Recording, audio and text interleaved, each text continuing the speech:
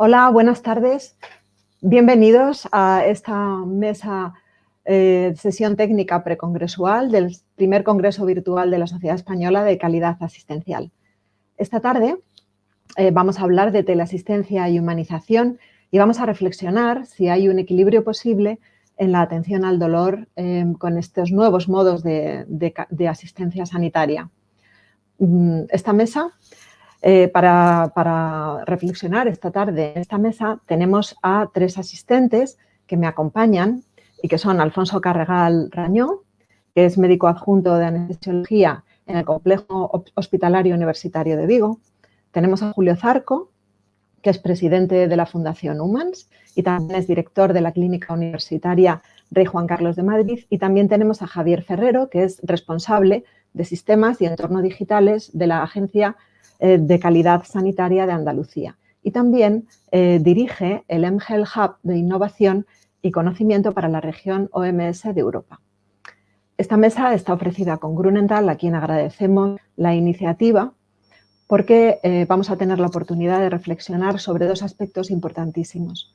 Por una parte, nuestro nuevo entorno digital, que nos facilita nuevas herramientas, pero dificulta algunas formas de atender a nuestros pacientes, especialmente en una patología que en sí mismo es patología, como es el dolor, en la que es tan importante tener en cuenta todas las dimensiones de la humanización y lo que esto implica para estas nuevas formas y modalidades asistenciales que se relacionan con la teleasistencia en general.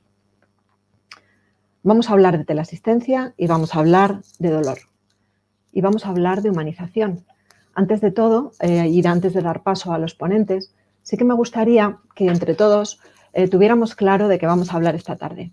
Cuando hablamos de humanización, no solo hablamos de algunos aspectos relacionados con la comunicación del profesional sanitario y el paciente, que se refieren a la empatía, al respeto, a la comprensión, a la compasión, etcétera, sino que también hablamos de accesibilidad, de empoderamiento, de continuidad asistencial, de atención integral y algo muy importante en el abordaje del dolor, que es la atención holística de la persona. Por otra parte, cuando hablamos de dolor, hablamos de que es un grupo de patologías o una patología en sí misma en la que la atención holística de la persona en su esfera biopsicosocial es esencial para tener un abordaje correcto. Y por otra parte, hablamos de teleasistencia en todas sus modalidades y cómo está esta facilitando o impidiendo todos estos aspectos relacionados con la humanización en la atención al dolor. La estructura de esta mesa es la siguiente. Primero voy a dar paso a cada uno de los ponentes para que nos enmarquen, digamos, su perspectiva desde distintos puntos de vista. Punto de vista asistencial, punto de vista más humanizador o humanístico y el punto de vista absolutamente tecnológico de Javier. Y después haremos una especie de debate entre los cuatro y posteriormente, o a la vez de este debate, iremos recibiendo en el chat que tenemos a propósito las distintas preguntas que desde la audiencia queráis formularnos. Así que sin más, voy a dar paso a Alfonso Carregal. Alfonso, cuando quieras. Muy bien. Hola, buenas tardes a todos. Bueno, en primer lugar, Paloma, felicitarte por la gran introducción que has hecho. Yo creo que has centrado muy bien el problema y esto nos allana mucho a nosotros las presentaciones. Y también agradecerte tanto a ti como a Grunenthal que me hayas invitado a pasar estos momentos contigo, ¿no? Entonces, lo que voy a hacer en esta presentación es intentar vertir mis reflexiones sobre las cuestiones que hemos puesto en grupo.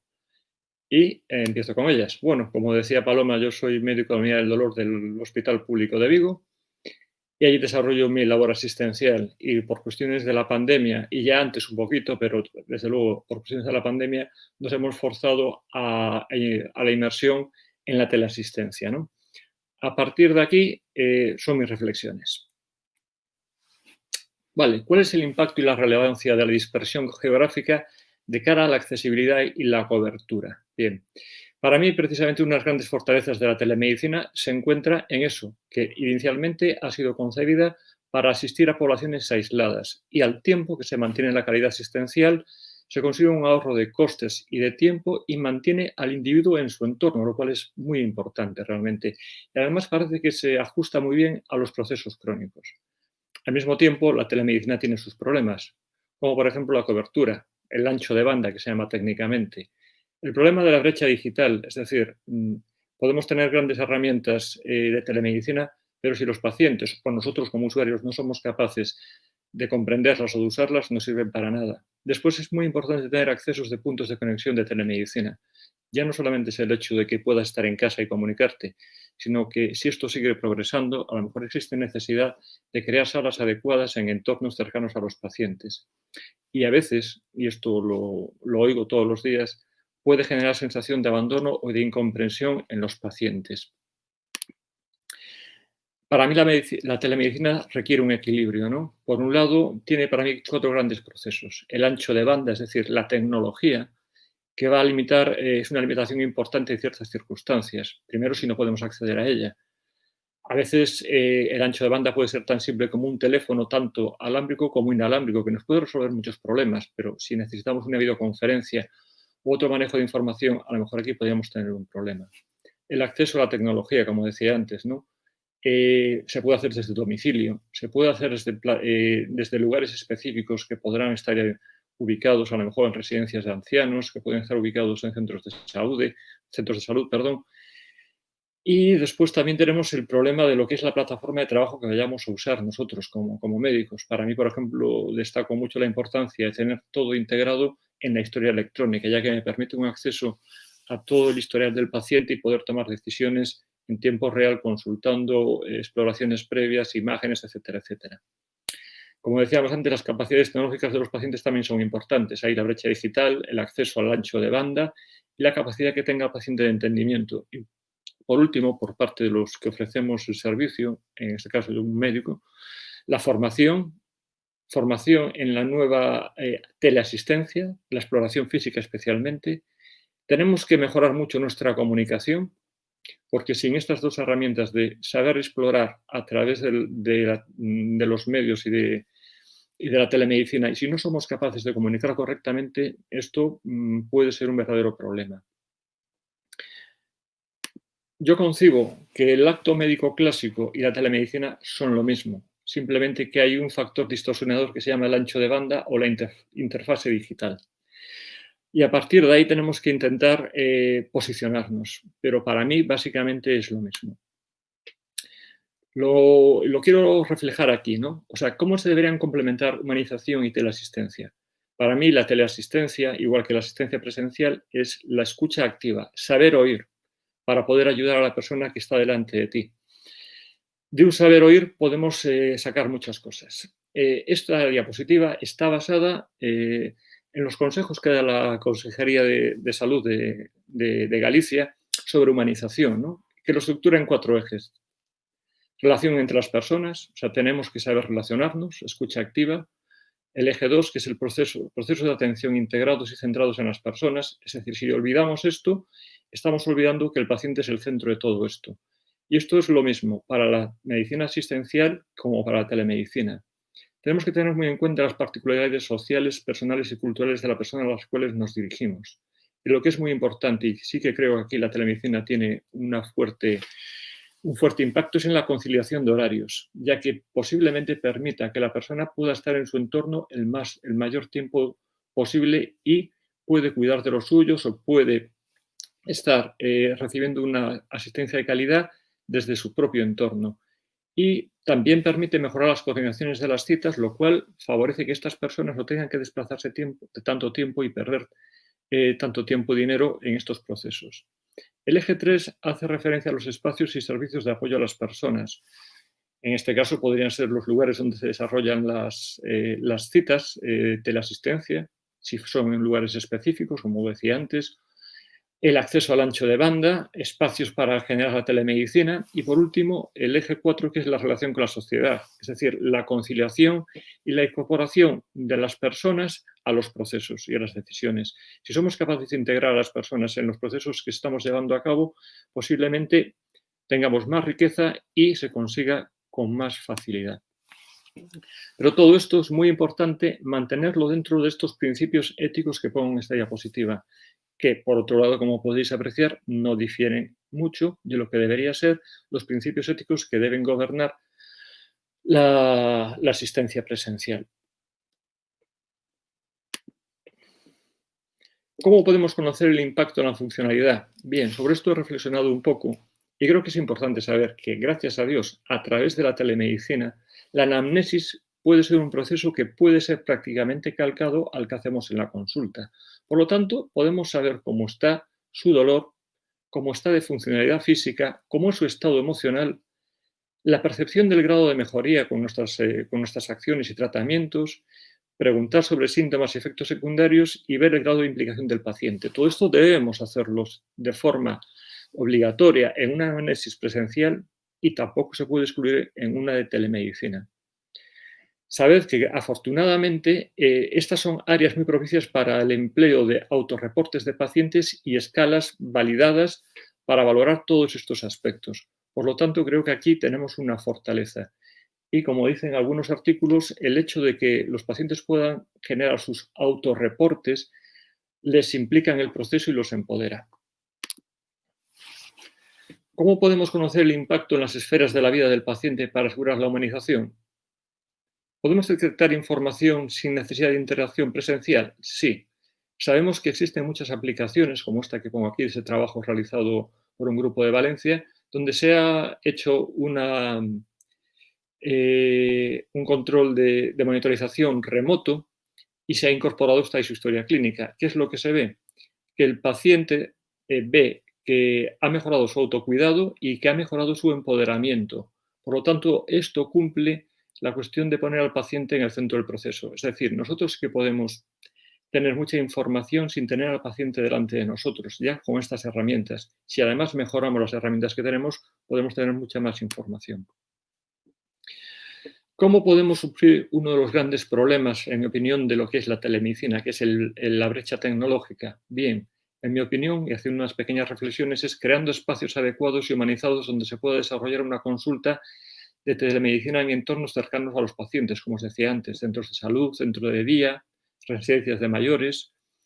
Creo que es importante formar profesionales para entrenar y resolver los problemas que se derivan de la tecnología y que sirvan de relación entre el paciente y nosotros. Generar guías simples de cómo proceder en un acto de telemedicina. De la misma forma que a nosotros nos dicen cómo debemos comportarnos ahora en los telecongresos, deberíamos enseñar a la gente lo que debe hacer, tener unos cascos, tener el inalámbrico, etc. Instrucciones muy sencillas que pueden favorecer el desarrollo del acto de telemedicina. Favorecer la integración del cuidador en el proceso me parece fundamental, especialmente pensando en poblaciones mayores o vulnerables. Y desde luego es muy importante favorecer la accesibilidad a los discapacitados a todo esto. El papel del cuidador, si siempre es importante, yo creo que aquí se vuelve crucial. ¿Por qué? Porque para mí sirve de enlace entre el paciente y es la interfase real entre el mundo digital y nosotros.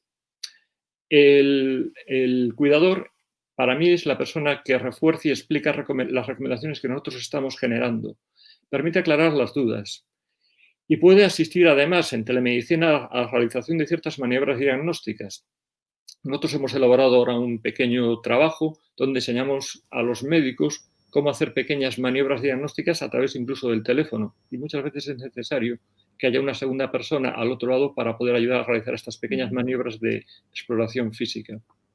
Alfonso, ¿Sí? perdona, te queda un minuto. Perfecto, estoy acabando. Gracias. Además, una fuente de datos que pueden aportar calidad al proceso y al paciente, sobre todo, le transmite mucha serenidad y confianza. Como os decía antes, las herramientas que nosotros necesitamos, pues básicamente una estandarización del proceso de telemedicina, especialmente de la exploración física, y necesitamos aprender. Para eso estamos generando cursos o existen ya artículos cómo realizar exploraciones físicas. Necesitamos aprender a escuchar y a comunicar con empatía. Necesitamos herramientas potentes, versátiles e integradas en la historia electrónica, como os decía antes. Y sobre todo que estas herramientas tengan la capacidad de integrar los datos adquiridos para generar algoritmos mediante inteligencia artificial y Big Data. Y finalmente, tiempo. Tiempo es fundamental. Sin tiempo, posiblemente todo sea una frustración. Para mí, y ya remato con esto y finalizo, y es mi gran reflexión, el factor humano es la clave para el éxito o el fracaso de la telemedicina.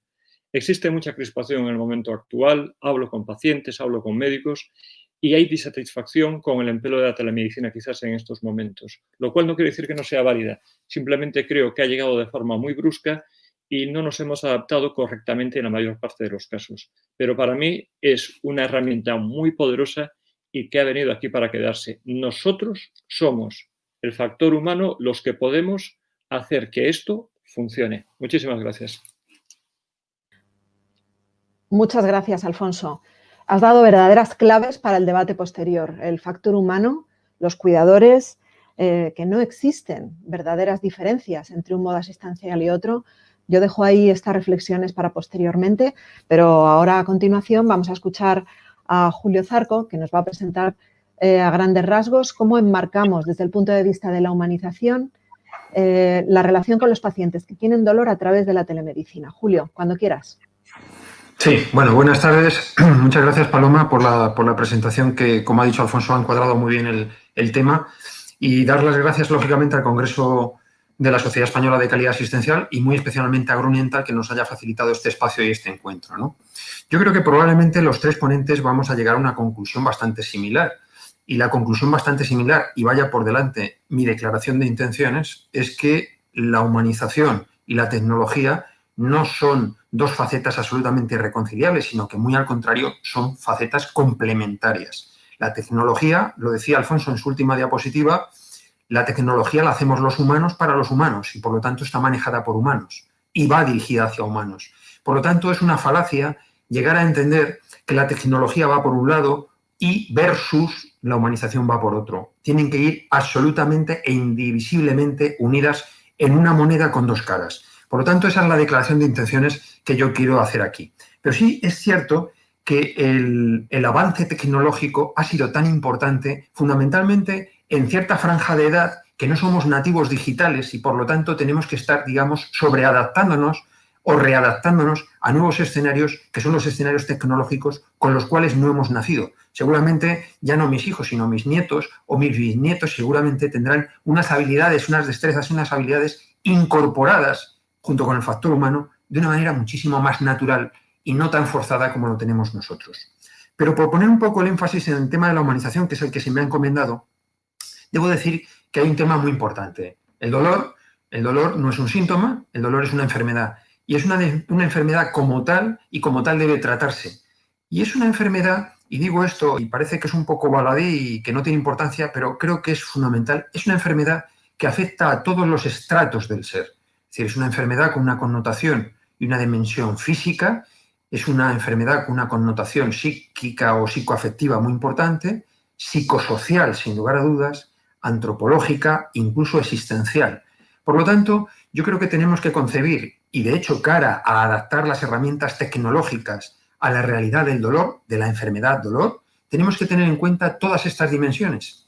Y claro, a nadie se le escapa que muchas de estas dimensiones, hoy por hoy es muy difícil dar respuestas tecnológicas que lógicamente satisfagan no solamente al paciente, sino también al profesional. Sin lugar a dudas, dentro de unos años seguramente el avance tecnológico lo posibilitará. Hoy por hoy es complicado y difícil. Bien, hay grandes avances tecnológicos, no solamente en innovación tecnológica, sino también, lógicamente, en la innovación en el tratamiento farmacoterapéutico del dolor y, lógicamente, en todos los avances en el diagnóstico, nuevas vías de receptores, de neurotransmisores, etcétera, etcétera. Pero, oiga, ¿y qué me dicen ustedes sobre la innovación humana? El ser humano que tiene dolor y que padece dolor.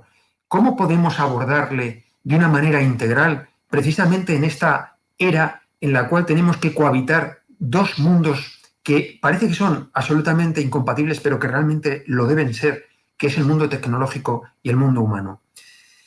Esta es una reflexión importante que quiero trasladarles a todos ustedes y sobre todo muy focalizada sobre todo al dolor crónico, ¿no? Al dolor crónico, que es un dolor que como enfermedad, lógicamente, he dicho, permea absolutamente todos los estratos del ser y que lógicamente tiene muchísimas dimensiones. Tiene unas dimensiones psicoafectivas del dolor con un gran impacto en el mundo psicoafectivo del individuo. También tiene gran impacto social. Recordemos una cosa, existe cierto estigma sobre el dolor, es decir, hay muchas personas que les da vergüenza decir que tienen dolor y no digamos para nada si esas personas son mujeres. Es Es decir, hay un componente de género en el abordaje del dolor muy importante. Es decir, mujeres con dolor que parece que socialmente y antropológicamente y educacionalmente tienen que no quejarse y que además son las que llevan la gestión del hogar, etcétera, etcétera. Hay un gran estigma en el tema del dolor y, por lo tanto, hay una dimensión social del dolor muy importante, pero es que también existen dimensiones antropológicas. Yo siempre comento a los estudiantes de medicina que una migraña no es lo mismo en Vigo o en Madrid que en Bombay. La enfermedad es la misma, pero la expresividad de los síntomas adquiere una plasticidad que produce unas manifestaciones totalmente distintas. Por lo tanto, hay un componente no solamente psicológico y psicoafectivo, sino también antropológico y muy importante. Y un tema que también quiero sacar aquí como reflexión. No es el paciente o la persona la que tiene dolor crónico, es la familia la que tiene dolor crónico. Creo que tenemos que centrar perfectamente todo nuestro ejercicio y nuestra asistencia profesional, como diré ahora después, de una manera multidisciplinar, pero poniendo el énfasis en el núcleo familiar, desde un punto de vista sistémico y ecológico en todo el entorno del paciente.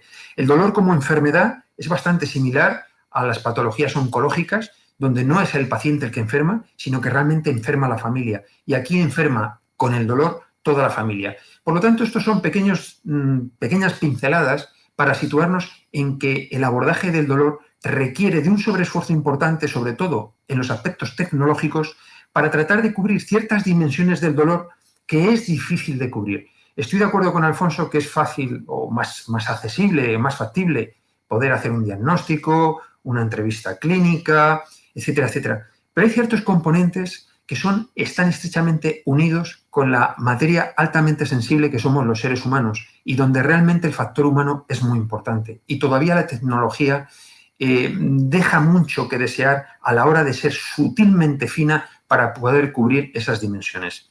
Nosotros en la Fundación Humans llevamos desde hace un año aproximadamente haciendo un proyecto muy interesante, también apoyado por Grunenthal, precisamente con un equipo amplio, multidisciplinar, de médicos, enfermeras, unidades del dolor, médicos de familia, trabajadores sociales, psicólogos, etcétera, etcétera, precisamente sobre el abordaje de cómo entendemos la humanización en el paciente, en la persona con dolor crónico.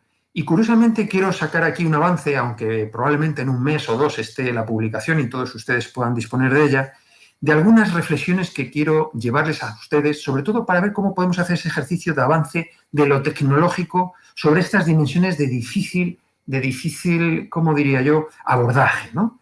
Hay una muy importante que la ha comentado Alfonso antes y que yo creo que es recurrente. Es muy importante la información al paciente y a la familia. La información es importante porque si no, el paciente no está informado de qué es el dolor y cómo se produce el dolor y por qué tiene él ese dolor, el paciente tiende a cosificar el dolor y eso es una opción que no es nada buena. Tenemos que explicar, informar de manera asequible al paciente y a la familia. La familia tenemos que involucrarla de una manera muy activa, sin lugar a dudas, igual que el paciente, en la resolución de su proceso. Esto es fundamental. En este estudio también hemos puesto el énfasis y el foco, porque en este estudio también se han hecho grupos focales con pacientes y, por lo tanto, hemos extraído información directa de la vivencia interna de la enfermedad y de la vivencia interna del dolor. Es muy importante las habilidades comunicacionales que tengan los profesionales. Sabemos que es un factor muy importante cómo interactúan los profesionales sanitarios y no sanitarios con la persona y la familia que tiene dolor. Por lo tanto, ahí tenemos un gran desarrollo todavía por hacer. Qué pena me da, Julio, interrumpirte, porque queda un minuto. Pues venga, en un minuto sintetizamos. Empoderamiento del paciente y de la familia. Importante también, como hemos dicho, para esta cuestión. Alfonso también ha comentado la importancia del cuidador, lógicamente, como una parte fundamental. Hay que integrar asistencialmente todas las esferas multidisciplinares. Hoy en día no se puede entender el abordaje del dolor de una manera que no sea multisistémica. La importancia de los espacios. Sí, los espacios son terapéuticos y, por lo tanto, tenemos que tener una cierta amabilidad a la hora de generar espacios que incluso organizativamente también condicionen, lógicamente, el abordaje del dolor. Los profesionales como agente de humanización, insisto, profesionales sanitarios y no sanitarios. La segunda o tercer profesional que más atiende y más toca a veces a un paciente son, por ejemplo, los celadores, personal auxiliar, etcétera, etcétera. También es muy importante. Y, por último, como digo, en la perspectiva antropológica del dolor y la perspectiva de género, que son dos cuestiones que son muy importantes. Sin lugar a dudas, si la tecnología puede en un momento determinado cubrir estas dimensiones que son de difícil cobertura hoy por hoy, sin lugar a dudas habremos logrado la cuadratura del círculo, que es atender de manera humana a una persona con dolor y también la familia. Muchas gracias. Muchas gracias, Julio, por esta excelente forma de enmarcar desde este punto de vista el abordaje al dolor, absolutamente humanístico, que no nos deja de enlazar con lo que previamente ha expuesto Alfonso desde un punto de vista puramente clínico. Vamos a dar paso ahora al tercer ponente, que es Javier Ferrero, que es el responsable de sistemas y entornos digitales de la AXA. Javier, cuando quieras. Muchas gracias, Paloma. Agradecer también, por supuesto, a SECA la oportunidad de participar y como no, a Grunenthal por darnos la oportunidad de desarrollar este proyecto que voy a contar ahora. Yo trabajo para el Sistema Sanitario Público de Andalucía y voy a hablar desde una perspectiva, como decía Paloma, más tecnológica, sin olvidar, o intentar no olvidar los aspectos humanísticos. Un proyecto integral, un proyecto tecnológico que se basa en el Plan de Atención Integral a Personas con Dolor en Andalucía, que se llama EPAIDOL. Como introducción, yo soy ingeniero de background, no soy médico. Bueno, esta es la definición, la primera definición que aparece cuando buscas humanización de la asistencia sanitaria en Google. A mí me gusta más la definición que ha hecho Paloma y ha tocado una dimensión que a mí me parece clave, que es la accesibilidad. Ya he comentado que la humanización comprende la integralidad de la atención sanitaria, empezando por la accesibilidad. Y yo creo que la accesibilidad es clave en este sentido y también la sostenibilidad. Ahora daré unos datos, yo creo que ponen en relieve el valor de la tecnología para poder realmente dar una asistencia humanizada al paciente. Y después, yo sí creo que después en la fase de debate deberíamos analizar si realmente las TIC, la teleasistencia, deshumanizan o también permiten una atención personalizada al paciente, que yo creo que es un punto también clave. Yo voy a dar algunos datos de Andalucía, que le he escuchado al doctor Ignacio Velázquez, que es el director del Plan Integral en Andalucía, y habla de que hay 1.360.000 pacientes con dolor crónico en Andalucía, es decir, entre un 15 y un 20% de la población. Y me llamó muchísimo la atención que el tiempo medio de atención por los verdaderos especialistas, que son los que trabajan en las unidades del dolor, pues oscila entre 1 y 2 años para que un paciente que tiene dolor crónico sea atendido y realmente, bueno, pues tenga al alcance, entiendo que los diagnósticos más especializados. Después de un esfuerzo ímprobo, y este plan integral del dolor es bastante pionero en Andalucía hay actualmente 40 unidades del dolor y, sin embargo, hay más de 1.500 centros de atención primaria. Yo creo que el concepto que se persigue es que realmente desde atención primaria se dé un servicio, una atención especializada del dolor, es un concepto importante. Y yo creo que la tecnología puede ayudar a ello. La tecnología, y yo voy a hablar de la tecnología móvil. Se habla de teleasistencia, a lo mejor tenemos un concepto un poco tradicional de la teleasistencia.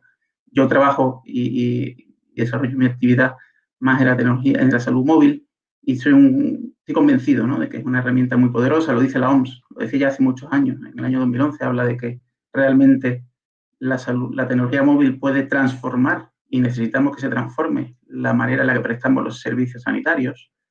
Y, sin embargo, vemos que, bueno, hoy día, pues con el tema del coronavirus, también vemos las pegas o los inconvenientes que le sacamos o que tiene la tecnología, ¿no? Todo el tema de las aplicaciones de contact tracing para el tema del coronavirus. Bueno, pues hay un debate encarnizado entre si realmente debe prevalecer la privacidad o debe prevalecer la ventaja que te ofrece el poder hacer un seguimiento intenso a través de tecnologías móviles.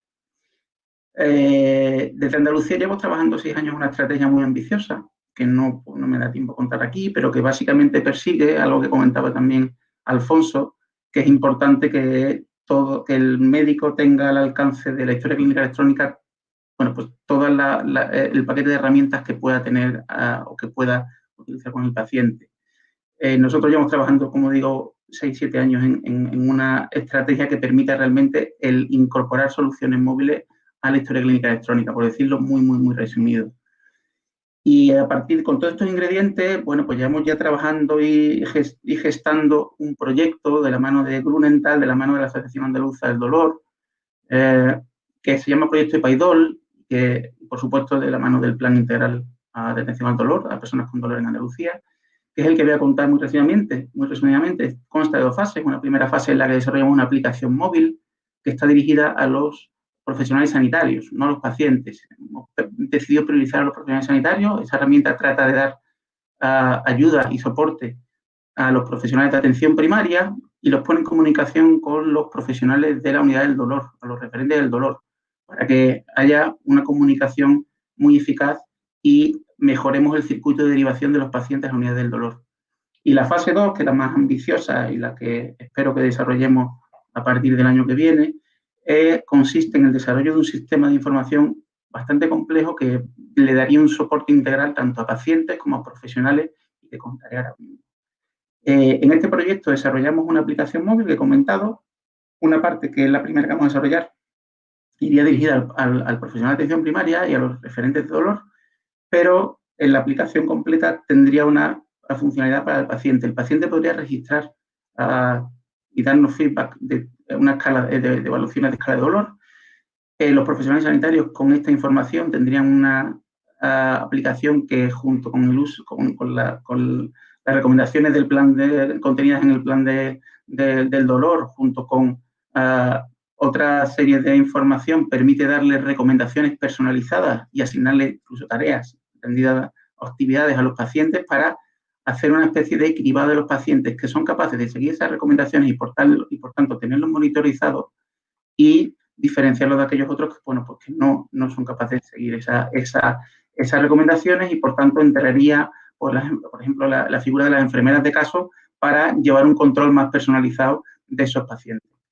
Más, todo esto de manera mucho más ambiciosa lo podemos complementar con la recogida de datos de manera manual, que ya hacemos desde el primer momento, como la recogida de datos de forma automatizada a partir de wearables, a partir incluso de datos ambientales que también sabemos que influyen en el dolor, por ejemplo, datos meteorológicos, los cambios de presión, etcétera, que pueden influir en cómo se encuentra el paciente, pues toda esa información la podemos recoger y podemos alimentar ese sistema dotándolo de tanta información que podemos, evidentemente, incorporarle un sistema inteligente de ayuda a la toma de decisiones y, por supuesto, y mencionando las tecnologías que ha mencionado también el compañero anterior, algoritmos de inteligencia artificial, de Big Data, para sacar información que alimente a proyectos de investigación y que nos ayude a todo esto. Y, por supuesto, todo esto sería de poca utilidad si no somos capaces de integrarlo en la historia clínica electrónica, como ha comentado también el compañero. Toda esta infraestructura, toda esta estrategia que tiene Andalucía permite justamente que sistemas de este tipo se integren en la historia clínica electrónica y, por tanto, no sean una sobrecarga añadida para el profesional sanitario y que le permita conjugar su labor diaria con estas ayudas. Y por contar un poquito más en detalle, sin extenderme demasiado, en qué consiste la aplicación pretende, en primer lugar, aportar valor al profesional de atención primaria y facilitar de esta manera la gestión de casos complejos a las unidades del dolor. Hemos implementado en la aplicación una secuencia de derivación a la unidad del dolor donde el profesional de atención primaria incluye información, puede generar muy fácilmente muy pocos pasos. Esto no puede suponer una sobrecarga al profesional y entendemos que no, que todo lo contrario, que le agiliza su labor, le envía información que genera automáticamente aplicación al referente del dolor. Este le puede dar feedback y en función de unos parámetros objetivos, la aplicación clasifica al paciente como derivable o no derivable y se le puede derivar y al mismo tiempo se le genera un informe que llega directamente a la unidad del dolor. De manera muy sencilla, muy rápida y de esta manera podemos conseguir optimizar este circuito de comunicación entre los distintos profesionales. Evidentemente, en la fase 2 será el paciente el que introduzca la información y se podrá comunicar remotamente con el profesional de atención primaria y a la unidad del dolor. Y esta es la introducción que quería hacer a la aproximación que estamos haciendo de Andalucía para poder dar una atención integral a las personas con dolor, que son muchas en Andalucía. Muchas gracias. Pues muchísimas gracias, Javier. Y muchas gracias por ceñirte al tiempo, porque ahora viene lo interesante, ¿eh? Os animo a que hagáis preguntas a través de la plataforma, que está abierta para ello, pero como había prometido al principio, se trata de que hablemos entre nosotros. A mí se me ocurren muchas cosas que han quedado en el tintero, pero sobre todo, bueno, teniendo en cuenta que habéis aportado de una forma complementaria 3 visiones clave en el abordaje al dolor. Y sobre todo, Javier, esta última parte que has tratado, que se refiere muchísimo a la accesibilidad, a la integración, a la continuidad asistencial, que no dejan de ser aspectos relacionados con la atención centrada en la persona, clave en el abordaje del dolor. Os voy a hacer una pregunta a todos. ¿Cómo podemos, o sea, bajo vuestro punto de vista, ¿cuál es el valor fundamental que aporta la tecnología, la nueva tecnología o la teleasistencia en el abordaje del dolor crónico, teniendo en cuenta las peculiaridades que tenemos que tener en cuenta con estos pacientes y su entorno? Vamos por orden. Alfonso.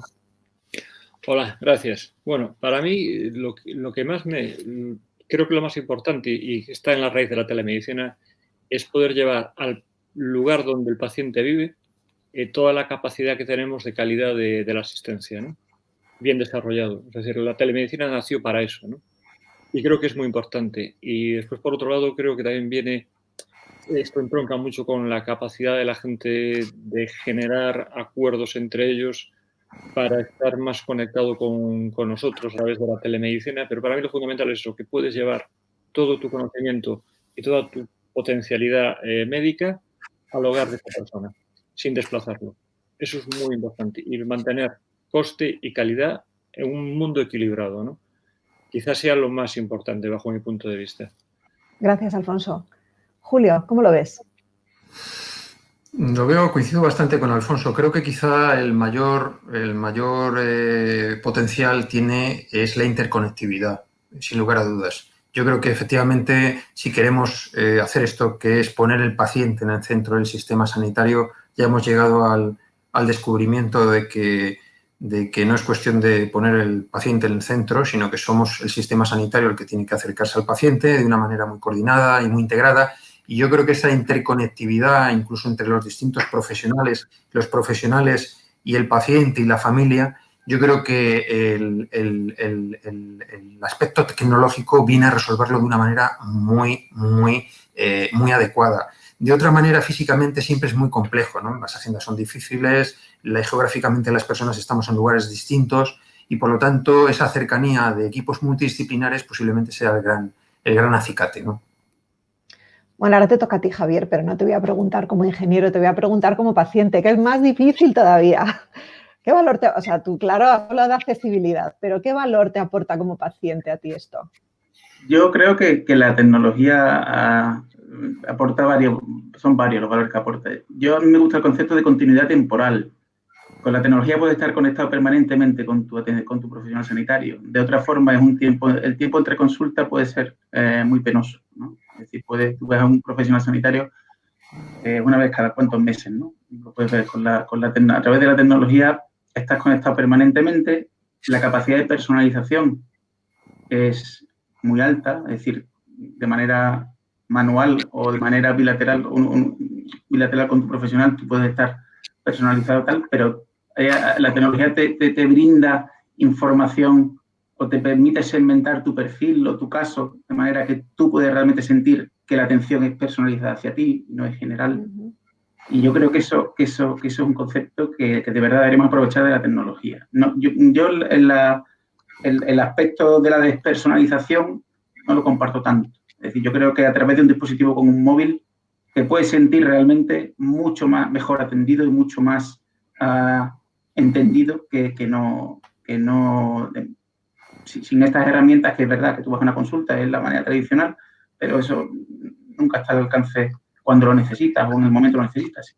Ahí tenemos el inconveniente de la accesibilidad. Yo creo que es clave. Bueno, pues esta pregunta tiene totalmente su reflejo en nuestra primera pregunta del todo. ¿Es posible el equilibrio entre teleasistencia y humanización? Está claro que sí. La primera pregunta me habéis contestado sobre la accesibilidad, sobre la conexión necesaria entre profesional y paciente, y me habéis contestado respecto a la personalización, aspectos clave en la atención más humanística del dolor crónico, fundamentalmente. Voy a hacerte una pregunta, Alfonso, desde el punto de vista más clínico, ¿no? Más médico, déjame que diga, ¿es posible establecer unos criterios que nos orienten a qué tipo de pacientes le va a ir mejor este tipo de teleasistencia? ¿O tú lo defenderías para cualquier tipo de paciente? ¿O hace falta que conozcamos criterios? Bueno, a ver, criterios en los pacientes y criterios en los profesionales. Buena puntualización por parte de la segunda, ¿no? O sea, creo que los médicos, se lo decía antes de ayer a una reunión de residentes que llegan al hospital por primera vez y les damos clase, ¿no? Para integrarlos en el sistema, creo que el médico, no curiosamente a lo mejor la enfermera, curiosamente, pero sí el médico tiene problemas de comunicación con los pacientes. Dicho esto, ¿no? A la pregunta que tú me haces, digamos que en estos momentos en la literatura no existe un estándar de derivación telemedicina o no existe, ¿no? Sí que empieza a haber acuerdos, ¿no? Y nosotros tenemos nuestra forma de trabajar. Yo tengo aquí, por ejemplo, me vienen a la mente pues, lo más sencillo, evaluar técnicas. Yo hago una técnica de dolor y llamo al paciente por teléfono, así de simple, y le pregunto cómo está. Y creo que esto es mucho más cómodo que hacerlo venir, sinceramente, ¿no? Ellos se encuentran cómodos también, están en casa, me va bien, me va mal. Si va mal, hacemos una presencial o hacemos una valoración, y si va bien, pues perfecto, y seguimos manteniendo el contacto. ¿Podemos hacer una valoración inicial o una primera consulta? Sí. Es cierto que, por ejemplo, en mi caso, necesito concentración, más concentración para hacer una primera consulta a un paciente, ¿no? Imagínate que me llamáis cualquiera de vosotros porque os duele la espalda y el dolor os va por la pierna. ¿Poder hacer una valoración aceptable a través del propio teléfono? Creo que sí. Eso sí, tengo que concentrarme, me lleva un poquito más de tiempo, estoy aprendiendo. Y si la persona que está al otro lado del teléfono está de buen humor, como muchas veces está, pues hasta puede ser un momento agradable, curiosamente, ¿no? Y puedes llegar a conclusiones, ¿no? De si te debo ver en consulta, si te debo remitir a urgencias, o si puedo volver a llamarte dentro de 15 días para ver qué tal te fue el tratamiento. Y esto lo estamos haciendo y funciona, en mi opinión. Evidentemente, gente que ya conoces cómo está, ajustes o inicios de tratamiento, puedes hacerlos, ¿no? Modificaciones, tal. Monitorización del paciente estable. Yo creo que esto es fundamental. Es decir, un paciente que está estable o que no tiene grandes cambios, la telemedicina es una gran herramienta de monitorización. Donde creo que no se puede hacer, ¿vale? Cuando no hay confianza, cuando el paciente no entiende el proceso, no lo quiere entender, o el médico no está cómodo con ese paciente, con ese proceso. Dificultad para comprender al paciente cuando se expresa sobre su sintomatología, incapacidad del paciente para expresarse correctamente y que tampoco la persona que lo acompaña te ayuda.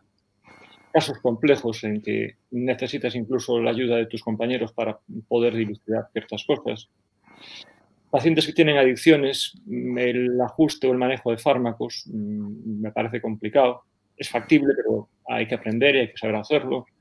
El inicio de fármacos como los opioides también creo que en estos momentos no debe estar en parrilla de salida. No quiero decir que cualquiera de estos aspectos no se pueda modificar, pero de entrada yo dejaría las cosas más o menos así. El sentido común, básicamente, y el deseo de comunicación de los dos lados es lo que te va a marcar al final. Gracias. Muchas gracias, Alfonso.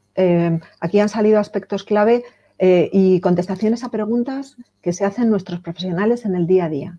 O sea que yo creo que esta sesión es importantísima para poder continuar en la generación de evidencia en estas nuevas modalidades asistenciales. Julio, ¿cómo complementamos el aspecto clínico que nos ha estado exponiendo Alfonso con conseguir esa atención más humanizada? Porque Alfonso dice que cuando falta confianza no podemos tirar, o sea, no deberíamos tirar de estas tecnologías, pero es que hay veces que es imposible. ¿Cómo conseguirlo a tu modo de ver, Julio? Sí, bueno, yo me gustaría empezar lanzando una propuesta. Yo creo que yo que soy un viejo romántico de los viejos usos, pero lógicamente tengo que utilizar la tecnología, tan malo es utilizar solamente la parte presencial o digamos la parte relacional de contacto físico, solo esa, como solo la tecnológica. Y yo creo que Alfonso lo ha comentado, yo creo que es interesante porque efectivamente empiezas a segmentar y al final te das cuenta que todas las personas en función de su perfil pues seguramente necesitan un momento en el cual, lógicamente, vean al profesional, porque sí hay elementos que, insisto, son difíciles de conseguir superar hoy por hoy con el ordenador. Y esto va en respuesta a mi amigo andaluz. Cuando uno tiene dolor, tiene una serie de emociones como puede ser el miedo, la angustia, la incertidumbre. No hay evidencia científica todavía de cómo esa angustia, esa incertidumbre, ese miedo al propio dolor o miedo realmente a la muerte, a la incapacidad, etcétera, etcétera. No existe evidencia científica de cómo, digamos, el no ver al profesional, y si me permitís la expresión, no tocar al profesional y solamente verle a través de una pantalla o bien escucharle a través del teléfono, cómo suple un factor que es el factor confianza, el factor serenidad, el factor compasión. Eso es difícil de lograr todavía. No digo que no sea posible, ¿eh? Ojo, seguramente, sin lugar a dudas, con Big Data, inteligencia artificial, estoy convencido y seguro que andando los años esto se va a conseguir. Estoy convencido, seguramente. Pero hoy por hoy es muy difícil, porque cuando un paciente tiene todo este cortejo de ansiedad, angustia, miedo, etcétera, necesita en un momento determinado ver a alguien, pero verle físicamente, porque hay elementos determinados, aunque el lenguaje verbal y no verbal, a través de una pantalla perfectamente, mis movimientos de mano, mi tono de voz, mi mirada, etcétera, etcétera, pueden perfectamente llegar al otro, el ser humano todavía necesita de alguien. Por eso cuando un ser humano fallece o va a fallecer, quiere el contacto físico de una mano. Es decir, no le vale una pantalla al ordenador donde salga el doctor Julio Zarco diciéndole: entiendo la situación en la que te encuentras, es decir, quiere algo. ¿Y qué es lo que busca? Una mano, un contacto físico. Eso es una realidad que la tenemos, lo sabemos los médicos todos los días en las UCIs, en las urgencias, etcétera, etcétera, ¿no? Entonces, eso todavía es muy difícil. Por lo tanto, yo creo que hay que compatibilizar ambas circunstancias. Es decir, yo creo que tenemos que compatibilizar el factor humano, que no lo debemos dejar. Debemos recordar que el ejercicio de la medicina es un arte también, y el arte médico viene fundamentalmente con destrezas, habilidades, porque hay factores que se pierden realmente en lo que es una pantalla de ordenador y, por supuesto, la parte telemática que tiene que existir. De la buena gobernanza y, digamos, uso de ambas dos, seguramente haremos bien las cosas. Si puedo, Paloma, un comentario.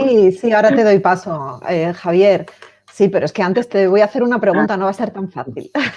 No, digo en relación a lo que decía Julio. Sí, no, escucha un momento, porque amplíes, porque es que me interesa muchísimo, muchísimo que bajo tu punto de vista tecnológico nos des pistas de si ese contacto físico tan importante que es para los seres humanos y que nos ha demostrado que ha sido esencial durante estos momentos de pandemia en pacientes que no han podido despedirse de sus seres queridos, ya no solamente llevado a este extremo, sino en cualquier momento, un contacto físico, una caricia, un calor, se podría llegar a suplir de alguna manera con las tecnologías. Esta pregunta es muy difícil, pero sí me gustaría, por favor, que nos dieras alguna pista.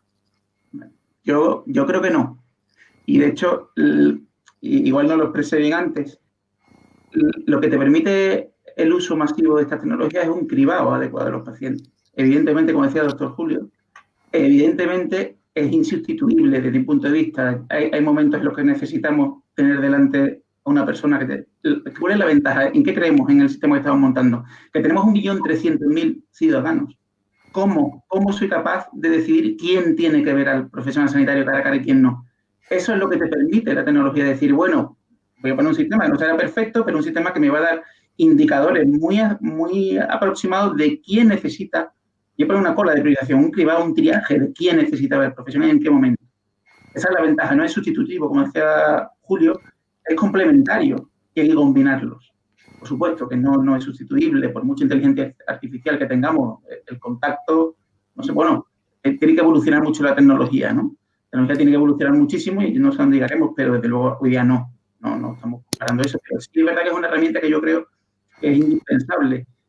Vuelvo al caso de mi región, que 1.300.000 ciudadanos, creo que el doctor Ignacio Velázquez hizo un cálculo de cuál era la capacidad de atender presencialmente a los pacientes y de verdad la fracción era minúscula, con lo cual ese es el valor de la tecnología, el valor de hacer un seguimiento personalizado, continuo en el tiempo y que te permita llevar, y por supuesto del lado profesional, lo decía también Alfonso, la comunicación entre compañeros, el orientaciones, es que eso también es un valor que te ofrece la tecnología para optimizar la coordinación entre los distintos interniveles de atención sanitaria. Sí, muchísimas gracias. Fíjate, justo te iba a profundizar sobre ese tema, porque estamos hablando de aspectos muy relacionados con la atención centrada en la persona, pero humanizar también es ocuparse de los profesionales. Y los profesionales, como ha dicho antes Julio, ¿no?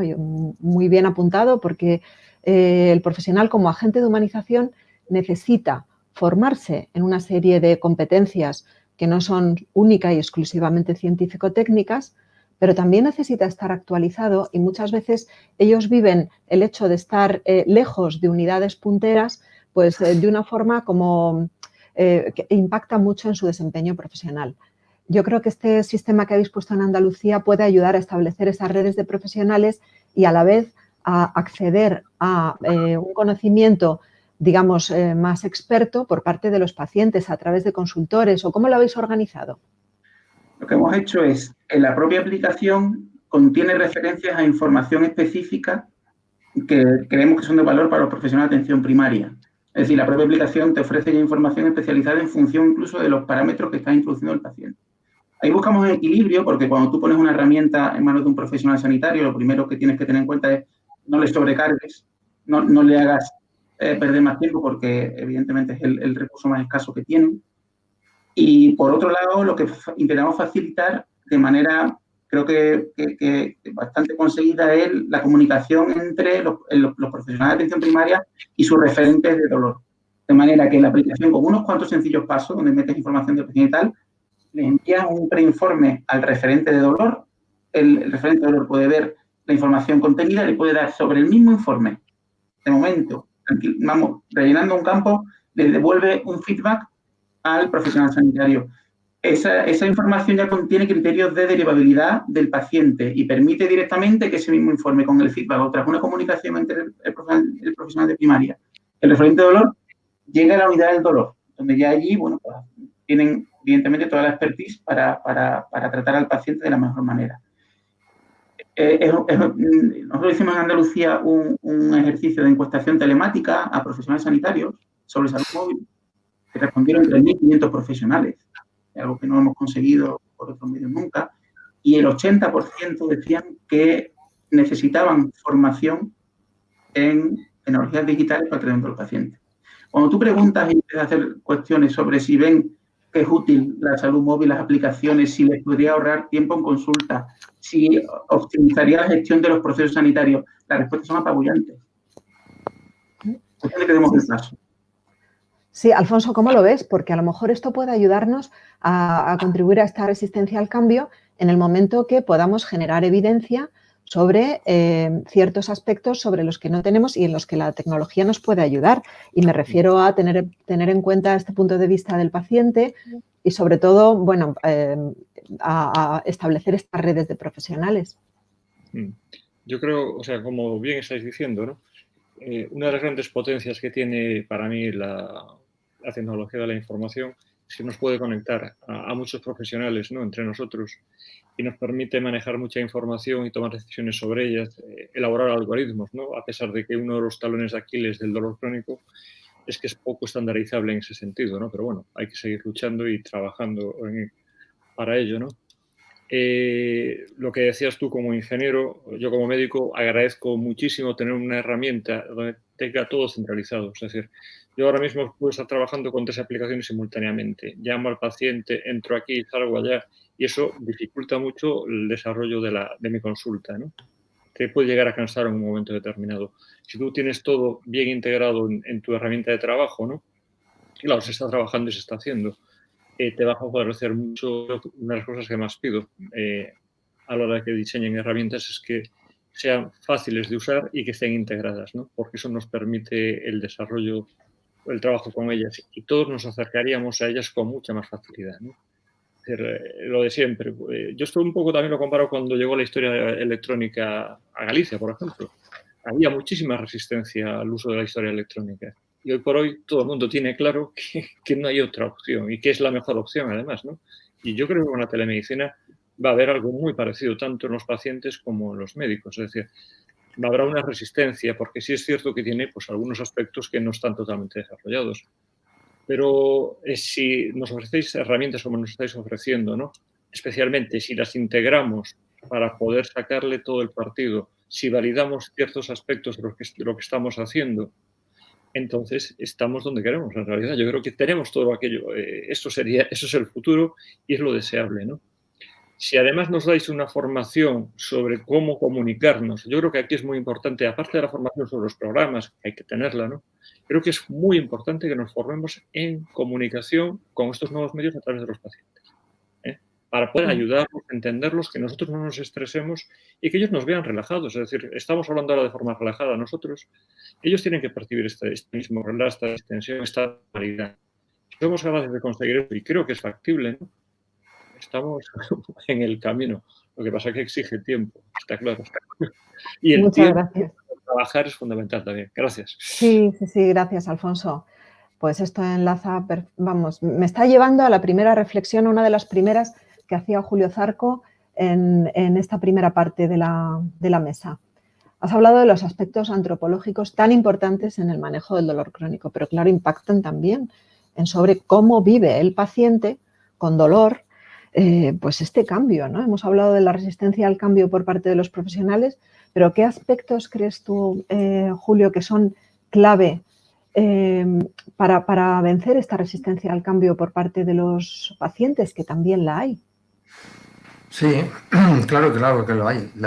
Lo que pasa es que, bueno, hay que también segmentar los pacientes nuevamente, incluso antropológicamente también hay que segmentarlos, porque hoy en día, evidentemente, cualquier persona de España, Francia, Estados Unidos, Canadá, es decir, tiene, digamos, introducido en su ADN pues el uso de las tecnologías porque está todo el día, lógicamente, con ellas. Pero fijaos en un mundo globalizado como el que tenemos, donde cada vez tenemos más pacientes de lugares y latitudes, pues personas subsaharianas, personas asiáticas, es decir, hay una serie de componentes antropológicos que dificultan mucho. Yo siempre pongo un ejemplo que es como muy sintomático, ¿no? Sabéis que nosotros en las consultas pues hemos tratado de desritualizar, digamos, un poco el acto médico, pues quitándonos la bata, por ejemplo. ¿No? Yo no sé, Alfonso, seguramente, hombre, por seguridad y por higiene, pues usamos batas. No hablemos ahora en el momento pandemia, ¿no? Pero digo de manera habitual. Nos quitamos batas, nos quitamos los fonendos, tratamos de tener una relación como mucho más simétrica, ¿no? De tú a tú. Bueno, pues esto yo os puedo decir que posiblemente un señor boliviano del antiplano seguramente llega y si te ve al doctor o a la doctora sin bata, se queda absolutamente flaseado diciendo, Dios mío, y el médico empieza a buscar en la sala, ¿dónde está el médico? Porque hemos desritualizado tanto algo que para él en su cultura está muy ritualizado, ¿no? Entonces, claro, efectivamente, y fijaos que en Latinoamérica se usa muchísimo Internet, quiero decir que, pero es verdad que hay una serie de componentes muy agarrados a lo antropológico que es muy difícil de vencer. Yo siempre escuchaba a don Pedro Entralgo ya en los años 80 diciendo que los médicos también tendríamos que tener una formación antropológica y sigo reivindicando que una de las segundas barreras más importantes, aparte de la lingüística, es el no conocimiento antropológico de otras culturas que tienen un impacto en la enfermedad enormemente grande, en su manifestación, en cómo se expresan, etcétera, etcétera. Entonces, esto es muy difícil. Por eso digo que el paciente tipo medio, obviamente, va a ser mucho más fácil, seguramente, que pueda cohabitar con nosotros a través de una pantalla. Como comentaba Alfonso, efectivamente, tenemos que volver a tener habilidades comunicacionales, pero tecnológicas, pero con determinadas poblaciones es muy complejo, ¿eh? Y entonces, esto va a requerir tiempo, muchísimo tiempo, y una combinación sabia seguramente de lo tradicional con lo tecnológico, sin lugar a dudas.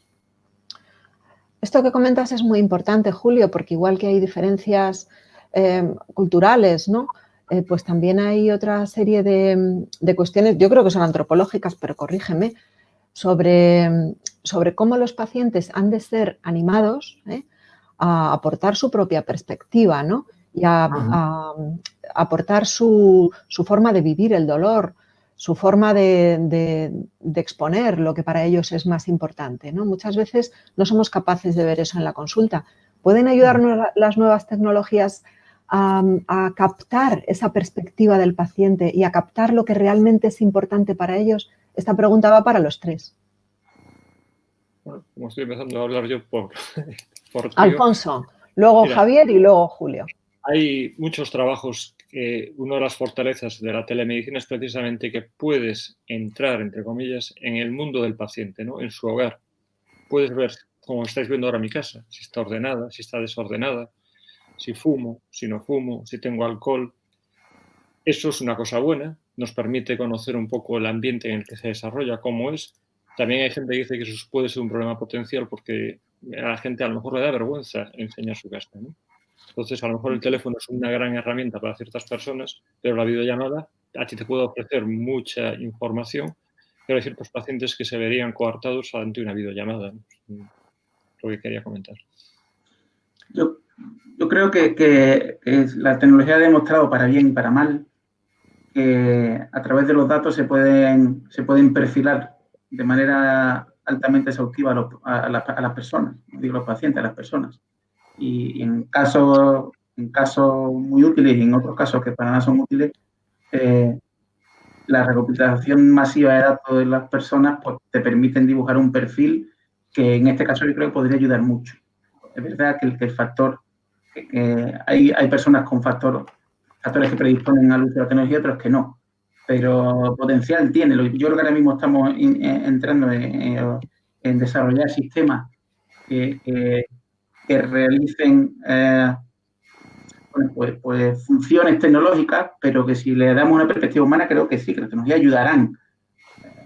Yo creo que está menos explorado o se utiliza para otros fines que no nos gustan tanto, ¿no? Estoy hablando, por ejemplo, de esta polémica de las redes sociales, ¿no? Y la influencia que tienen en las personas. Es efectiva esa influencia, porque no la utilizamos para que realmente ayuden también, ¿no? a que las personas, los pacientes conecten con las tecnologías y bueno, que se facilite la atención sanitaria.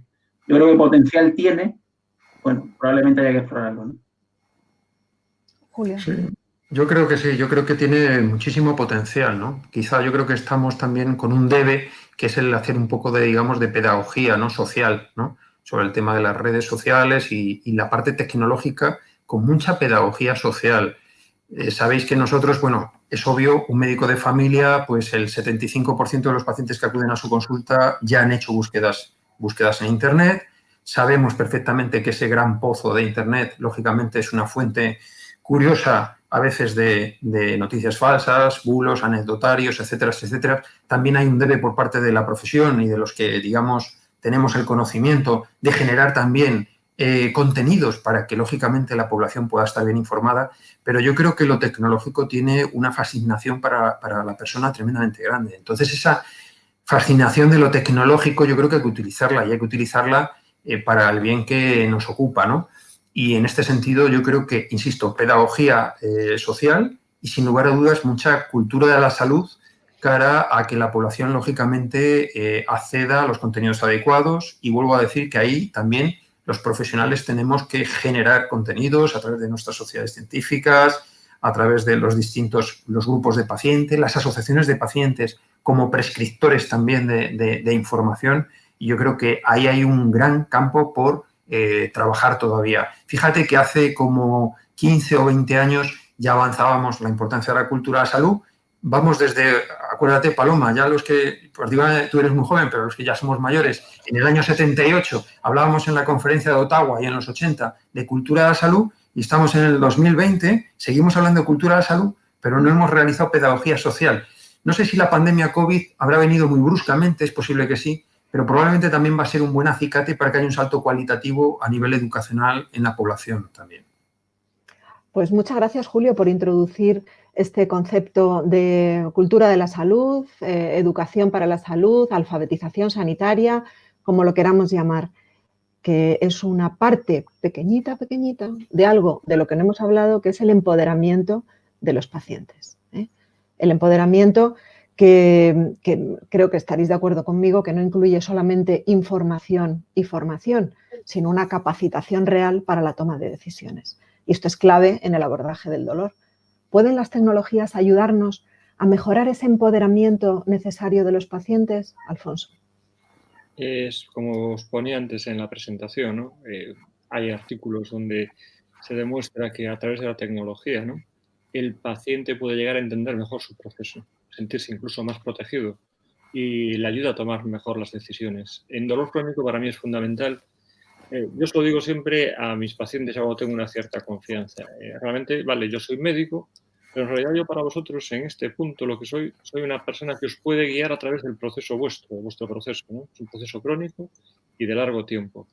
Yo os puedo ayudar a tomar decisiones, pero no soy la persona que quizás debiese tomar las decisiones. Voy a respetar todas vuestras decisiones y voy a intentar apoyaros en eso, ¿no? Y la tecnología yo creo que ofrece grandes avances para que ellos puedan empoderarse y poder ser parte muy activa de su proceso. De eso estoy convencido. Ahora habrá que reflexionar en el cómo, ¿verdad? Julio, ¿qué te parece? Sí, vamos. Sabes que yo soy un convencido totalmente de este tema y bueno, eso lo hemos, tú y yo lo hemos hablado, yo creo que hasta la saciedad, ¿no? Sí. Y nos dedicamos también a esto, ¿no? En cuerpo y alma. Sí, ya sabes que yo parto de una base, parto de la base de un marco, digamos, más filosófico, conceptual, pero que es así. Es decir, yo creo que la sociedad democrática, libre y desarrollada tiene que ser deliberativa, y si es deliberativa significa que los ciudadanos pues tienen que tomar decisiones con libertad y con conocimiento, como decía Alfonso, viendo y contrastando un poco la información, precisamente para tener una sociedad eso, libre, empoderada y con ciudadanos que lógicamente ejerzan ese derecho a tomar sus decisiones con libertad, ¿no? Y por lo tanto sí tenemos que tener cuidado con lógicamente lo tecnológico y las redes sociales, porque estamos viendo que como todo en esta vida tiene una aplicación. Sí, oiga, mire, si usted tiene un tornillo o un destornillador, pues tiene que utilizarlo para apretar tornillos. Lo que no puede hacer es utilizar usted el destornillador para clavar clavos, ¿no? Porque entonces es más difícil. Tenemos que saber cómo utilizar las cosas. Tenemos una obligación, incluso, fijaos, ética, yo creo, ética y de ciudadanía también, de hacer esa pedagogía social, y desde luego es una herramienta potentísima, potentísima. Ha habido una evolución muy importante cara al empoderamiento de los ciudadanos. En nuestro país, desde los años finales de los 80-90, con una eclosión importante en movimientos asociativos, con una profesionalización del movimiento asociativo, pero yo creo que todavía hay un matiz, fijaos, no sé si los compañeros también tienen esa impresión, pero tú y yo lo hemos hablado, Paloma, en el hospital muchas veces. Muchos compañeros nuestros, cuando le pones al paciente delante y el paciente, esto del paciente activo, empoderado, a veces produce como cierta resistencia por parte del profesional, ¿no? Y hay algunos compañeros que dicen, hombre, ¿cómo que el paciente sabe más de esclerosis múltiple que yo? Si yo soy catedrático de neurología y soy el que más sabe esto. Bueno, usted sabe del diagnóstico, de la enfermedad, pero de la vivencia interna de la enfermedad, quien más sabe, lógicamente, es el que tiene el dolor crónico, no el profesional. El profesional sabemos la carcasa, pues eso, el diagnóstico, los neurotransmisores, el diagnóstico, el tratamiento, etcétera. Pero la vivencia, el día a día, cuando el ciudadano se va a su casa con su realidad del día a día, es él el que lo sabe. Por lo tanto, yo creo que hay una labor todavía enormemente grande por hacer, aunque hemos avanzado muchísimo en este sentido. Gracias, Julio. ¿Qué te parece, Javier? La experiencia del paciente crónico, o sea, es él el que lo sabe. Estoy totalmente, ha estado en el punto. Ahora profundizamos, ahora que no hemos hablado lo suficiente de la vivencia y la experiencia del paciente. Javier, ¿qué te parece? Lo que estábamos hablando del empoderamiento, ¿cómo nos ayudan las nuevas tecnologías? Yo creo que las tecnologías ayudan. Yo creo que es una faceta que yo creo que es poco discutible, que sí ayudan al empoderamiento del paciente. Y yo creo que tiene varios efectos, ¿no? Uno, primero, le permite informarse, pero sobre todo que le permite hacerse corresponsable y copartícipe del proceso, ¿no? Ya no es un paciente, no es alguien que va a una consulta, le dan unas instrucciones y las ejecuta, sino que las puede contrastar, puede participar del proceso evolutivo de su patología o de lo que tenga. Y, bueno, pues tiene más herramientas a su alcance. Evidentemente hay que enseñar a utilizarlas bien, pero hay quien lo compara con... Hay una comparación hiperbólica probablemente de Enric Topol, que dice que es el momento Gutenberg, ¿no? Como diciendo, es igual que en el siglo XV, que se inventó la imprenta, ya se democratizó el acceso a la tecnología, pues ahora con las herramientas móviles los pacientes tienen acceso a fuentes de información especializadas que antes no existían, ¿no? Entonces yo creo que eso es indiscutible. Otra cosa que estoy de acuerdo con Julio en que tiene su lado negativo o el reverso, pero bueno, yo creo que con pedagogía y con formación, y esto va a llegar. Yo creo que el relevo generacional va a ayudar mucho a esto, ¿no? Yo creo que a medida que las generaciones estén más acostumbradas a utilizar la tecnología, bueno, será más sencillo. Muchas gracias. Me están avisando que queda muy poco tiempo. Veo que no hay preguntas de la audiencia, pero bueno, yo creo que hemos abordado un gran abanico de cuestiones. Nos faltaba profundizar un poco sobre lo que es la experiencia del paciente, la vivencia, que también genera conocimiento, porque, como ha dicho antes Julio, quien conoce mejor su enfermedad es el propio paciente y puede aportar un conocimiento que los profesionales no tienen. y puede generar evidencia, además, que nos haga conocer mejor esta enfermedad. La última pregunta que os hago, fundamentalmente a Julio, desde el punto de vista clínico, me vas a perdonar, Javier, Julio y Alfonso, ¿cómo podemos hacer que los profesionales integren este conocimiento tan valioso que nos aportan los pacientes? A ver, Alfonso. ¿Os habéis quedado...? Estuve leyendo, o sea, es decir, yo soy profesional, tienes tus experiencias, tienes tus impresiones, yo comparto casi todo lo que habéis expuesto, ¿no? O sea, el paciente se conoce a sí mismo mejor que nadie, ¿no? Y los autorreportes del paciente, ¿no? Creo que es una tecnología que tenemos que implementar mucho más, ¿no? Es decir, ¿qué opina el paciente sobre todo esto? Nos podría servir para validar muchas de nuestras acciones, es decir, mi funcionalidad ha mejorado, es decir, a mí ahora me encuentro mejor. Ese tipo de cuestiones, ¿qué es lo que es fundamental en mi vida y en mi proceso que vosotros me podéis aportar? ¿Qué habéis hecho para que mejore mi funcionalidad y ver si funciona o no funciona? Eso creo que es muy importante. Ayuda a la calidad, al empoderamiento, a la humanización. Y creo que está, hoy por hoy está, y es que además lo importante es que lo podemos subir. Esa información se puede subir, se puede adquirir y podemos englobarla en algoritmos, ¿no? Potentes y podemos darle mucha validación. Y además al paciente yo creo que eso le hace sentirse reforzado. Pero esta es mi opinión. Julio. Sí, yo estoy totalmente de acuerdo. Es decir, la introducción de la variable del paciente es fundamental. Yo creo que va el trabajo en dos niveles, ¿no? Primero, lógicamente, con los pacientes, es decir, con los ciudadanos. Tenemos que conseguir un nivel de alfabetización o como le queramos llamar, de cultura de la salud, de empoderamiento, importante. Y eso es un trabajo costoso y complicado, pero hay que seguir trabajando ahí. Hay que seguir trabajando muy importantemente en la cuestión de que el sistema sanitario se abra a nuevas posibilidades. Esto también es muy importante. Tú y yo, Paloma, hemos vivido, por ejemplo, pues la creación, por ejemplo, en el Hospital Clínico de Madrid de un comité de pacientes dentro del hospital con, digamos, con capacidad a la toma de decisiones a la hora de decir, incorporación en las comisiones del hospital, etcétera, etcétera. Es decir, crear herramientas en la mesogestión y también en la macrogestión donde hay una participación real de los pacientes.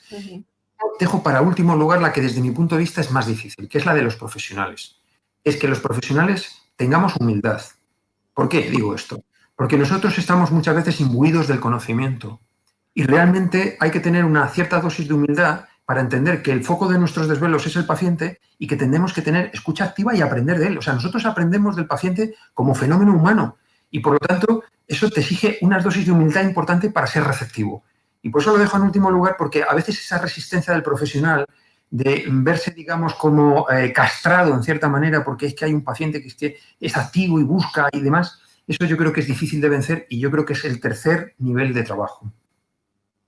Muy bien, hemos llegado al final. Me da muchísima pena tener que acabar, pero como os había dicho al principio, sí que me gustaría que brevemente nos dijerais una frase con la que nos quedemos para la reflexión hasta la próxima vez que nos podamos ver y seguir aprendiendo. Alfonso. Bueno, yo ya la hice en el final de la presentación y para mí es factor humano. Todo lo que sea potenciar el factor humano es lo que nos va a dar el éxito, ya no solamente en la telemedicina, sino en la asistencia y en el día a día. Muchas gracias. Gracias, Julio. Bueno, pues yo diría que tecnología y humanismo, dos caras de una misma moneda. Javier. Yo diría que la tecnología como herramienta clave para la humanización a través de la accesibilidad y la personalización. Fenomenal. Muchísimas gracias a los tres, muchísimas gracias a Grunenthal.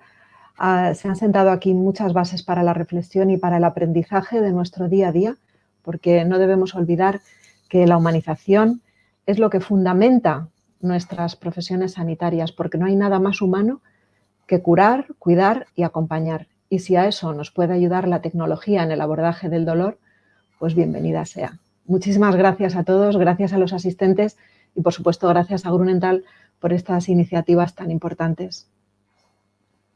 Muchas gracias. Saludos. Chao. Chao.